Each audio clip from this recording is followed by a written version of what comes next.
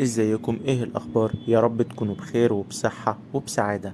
خطرت على بالك قبل كده فكرة ان انت ممكن تزود استفادتك 10 اضعاف من علوم وتمارين التنمية الذاتية؟ اه، تقدر تعمل كده. احيانا بتسمع مثلا كلام كتير، حاجة تخص مثلا الصحة، حاجة تخص البيزنس، حاجة مثلا تخص المشاعر الداخلية، ازاي تتحكم في مشاعرك. كل الكلام ده انت تقدر تزود استفادتك منه 10 اضعاف. انا دايما في القناة بتاعتي هحاول اديك معلومات انت اول مرة هتسمع عنها وهتفرق معاك جامد في حياتك، لان في ناس مع الاسف بتقعد تسمع وتقرا كتير في علوم التنمية الذاتية، تخرج في الاخر بنتيجة صفر، ما بتستفدش اي حاجة. الحلقة دي مهمة جدا جدا، هيتبني عليها كل الحلقات اللي انا اتكلمت عنها الفترة اللي فاتت والحلقات الجاية بإذن الله. بيني وبينكم انا كان بيجيلي شك لما كنت بسمع اعلان عن كورس معين او اعلان عن كتاب معين، لحد ما عرفت المعلومات دي كلها. خلي بالك، لازم تطبق عملي اكتر ما بتسمع. ما ينفعش تقعد تسمع تسمع تسمع وخلاص، لا، لازم تطبق باستمرار وتسمع اقل. ليه؟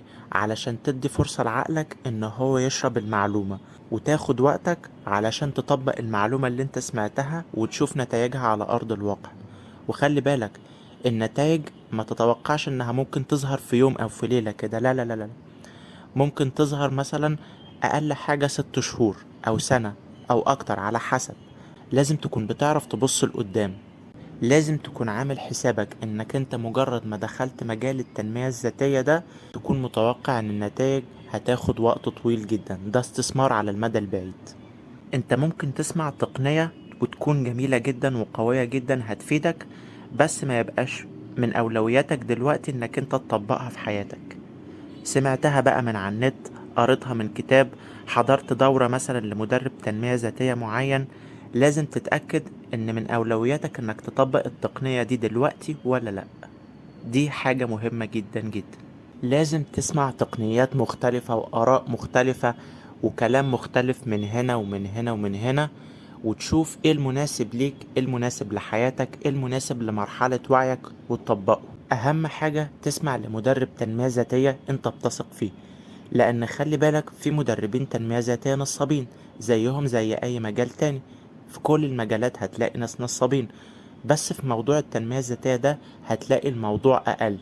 ليه؟ لان في مدربين تنمية ذاتية كتير حابين يساعدوا الناس من منطلق ان هم سمعوا كلام وطبقوه على نفسهم، وبعد كده حبوا يعملوا دورات بعد كده علشان يفيدوا الناس.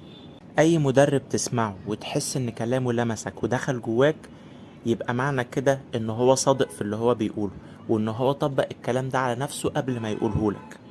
وكده كده النصاب بيتكشف بعد وقت، لكن اللي صادق فعلا في اللي هو بيقوله وبيعبر عنه هتلاقيه استمر مع الناس لمدة طويلة جدا جدا. ما تقعدش تشتت نفسك وتجرب كذا تقنية في كذا حاجة. تقنية مثلا في المشاعر وتقنية في البيزنس، لا، واحدة واحدة، ركز في حاجة واحدة بس. خلي عندك تركيز بالليزر كده هو في حاجة واحدة. ما تتوقعش ان اي تغيير هيحصل براك هيغير حاجات جواك. مثلا انت عملت مبلغ كويس وحطيته في حسابك في البنك، ما تتوقعش ان هو هيشفي مثلا تروما جواك او هيعالج تروما جواك. لا لا لا لا لا. التروما دي او اي مشاعر سلبية جواك محتاجة شغل على نفسك من جوا كويس جدا وكتير جدا. اي دورة انت بتحضرها، اي حاجة انت بتقراها في كتاب او بتشوفها في فيديو، خد منها نوت برضو. حتى لو بتقراها في كتاب، خد منها نوتس كده في ورقة، علشان تدي لنفسك فرصة انك انت تذاكرها وتستوعبها وعقلك يتشربها كويس جدا. اخدان النوتس ده حاجة في منتهى الأهمية، ناس كتيرة بتستهون بالموضوع ده. غير طريقة تفكيرك.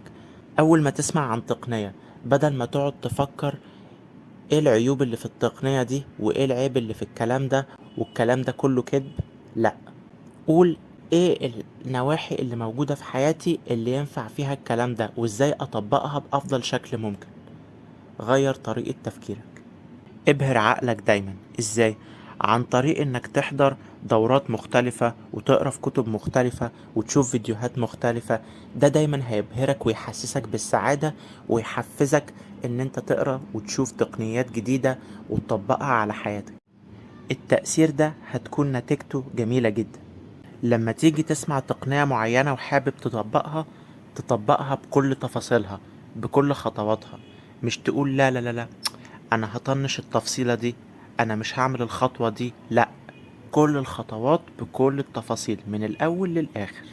مفيش حلول سحرية. ما تتوقعش ان في حل او اي تقنية هتروح مغيرة حياتك في يوم وليلة، او هتغير حياتك بنسبة 100%. احنا مش بنقدم حلول سحرية. لو سمعت معلومات، روح اسمعها تاني عادي، مفيش مشكلة. بالعكس، ده حاجة جميلة جدا وهتزود استفادتك. لو انت مثلا حضرت كورس معين وسجلته، اسمع التسجيل تاني وابدأ اكتب نقط تفكرك بيه. ركز في الكلام اللي بتسمعه كويس جدا.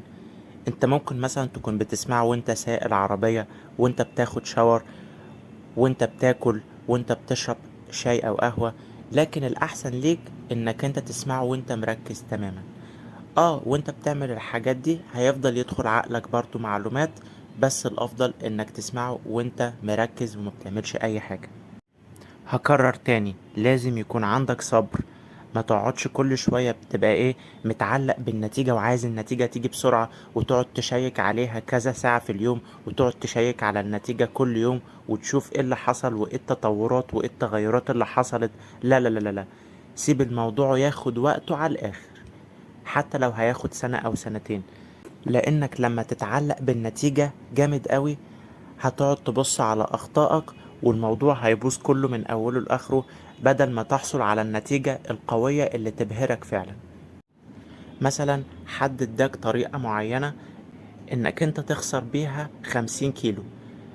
انت بقى هتقعد تشوف النتيجة كل شوية، وتقعد تشيك على النتيجة كل شوية، وتتحدى نفسك وتقول لا، انا هخسر ال50 كيلو دول في شهر، في شهرين.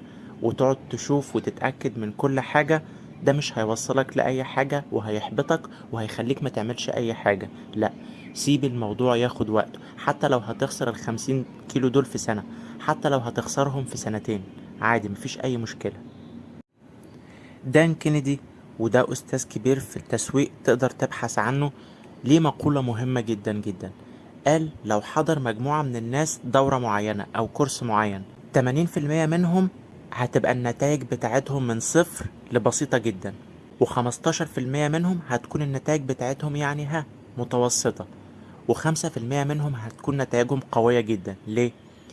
لان ال80% اللي انا اتكلمت عنهم في الاول دول مش هيكون عندهم صبر، ومش هتبقى من اولويات حياتهم انهم يطبقوا التقنيات اللي سمعوها، فعلشان كده هتكون نتائجهم من صفر بسيطة جدا.